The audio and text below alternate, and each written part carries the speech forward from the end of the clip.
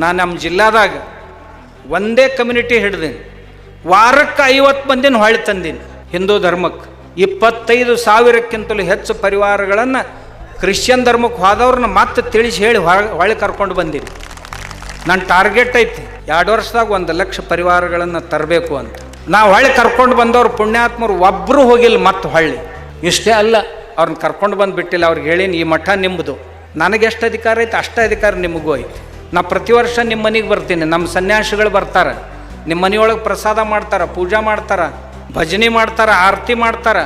ಯಾವಾಗಿನಿಂದ ಶುರು ಮಾಡಿನ ಅವಾಗಿನಿಂದನೂ ನಮ್ಮ ಮಠದ ಸನ್ಯಾಸಿಗಳನ್ನು ಪ್ರತಿ ವರ್ಷ ಯಾರ್ಯಾರು ಮರಳಿ ಬಂದಾರ, ಯಾರು ಬಂದಿಲ್ಲ, ಎಲ್ಲ ಸಮಗಾರ ಬಂಧುಗಳ ಮನೆಗೆ ನಾ ಮಂದಿನ ಕಳಿಸ್ತೀನಿ. ನಮ್ಮ ಸನ್ಯಾಸಿಗಳನ್ನ ನಾನು ಹೋಗ್ತೀನಿ, ಹೋಗಿ ಅವ್ರ ಮನೆಯೊಳಗೆ ಪ್ರಸಾದ ಮಾಡಿ ಬರ್ತೇನೆ. ನಾ ಬರೇ ಬಸವಣ್ಣನ ತತ್ವ ಬಾಯಿಂದ ಹೇಳೋ ಮನುಷ್ಯ ಅಲ್ಲ. ಆದ್ದರಿಂದ ಹರಳಯ್ಯನವ್ರನ್ನ ಎಷ್ಟು ಸ್ಮರಿಸಿದ್ರು ಕಡಿಮೆ ಐತಿ.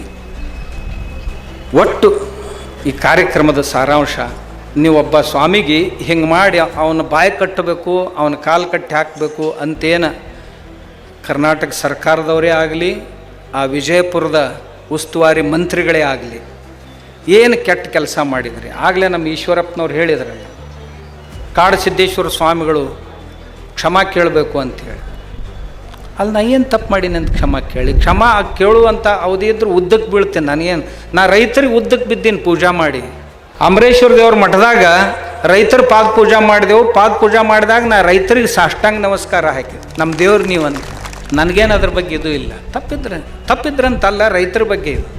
ಈ ಮನುಷ್ಯ ನಮ್ಮನ್ನು ಕೇಳ್ತಾನ, ಸ್ವಾಮಿಗಳ ಕ್ಷಮಾ ಕೇಳಿದ್ರೆ ನಾವು ಬಿಜಾಪುರ ಜಿಲ್ಲಾದಾಗ ಬಿಜಾಪುರ ಜಿಲ್ಲಾದ ಮಾಲಕ್ ನೀನ ಅನಪ್ಪ ಅಂತ ಅನಿಸ್ತು ನಮಗೆ. ಇಲ್ಲ, ನಾವು ಇಡೀ ರಾಜ್ಯಕ್ಕೆ ಅವ್ರನ್ನ ಬಂದ್ ಮಾಡ್ತೀವಿ ಅಂತಂದು. ಪುಣ್ಯಾತ್ಮ, ಅಧಿಕಾರ ಶಾಶ್ವತ ಅಲ್ಲಪ್ಪ, ಇಂದಿಲ್ಲ ನಾಳೆ ಬದಲಿ ಆಕ್ಕೈತಿ. ಯಾರು ನಾವೇನು ಅಮರ ಪಟ್ಟಿ ಕಟ್ಕೊಂಡು ಬಂದೀವೇನೋ ಇಲ್ಲ. ದಯವಿಟ್ಟು ಹಂಗೆ ಮಾತಾಡೋಕ್ಕೆ ಹೋಗಬೇಡ. ಇವತ್ತದಿ ನಾಳಿಲ್ಲ. ಹಿಂಗೆ ನೀವು ಮಾತಾಡಿದ್ದನ್ನು ಮಂದಿ ಕೇಳಿದ್ರು ಇಲೆಕ್ಷನ್ ತನ ನೆನಪಿನಾಗ ಇಟ್ಕೊಂಡ್ರಂತಂದ್ರೆ ನೀ ಏನು ಹೊಳ್ಳಿ ಬರೋದಿಲ್ಲ. ಇಲೆಕ್ಷನ್ ತನ ನೆನಪಿನಾಗ ಇಟ್ಕೊಂಡ್ರಂದ್ರೆ ಇರಲಿಲ್ಲ ಅಂದ್ರೆ ನಾವು ಒಮ್ಮೊಮ್ಮೆ ಇಲೆಕ್ಷನ್ ಬಂದಾಗ ಹೋಗಿ ನೆನಪು ಮಾಡಿ ಕೊಟ್ಟು ಬಂದೆ ಅಂದ್ರೆ ನೀವು ಉಳಿದಿಲ್ಲ. ತಿಳಿತಿಲ್ಲ, ನನಗೆಲ್ಲ ಬರ್ತಾವೆ.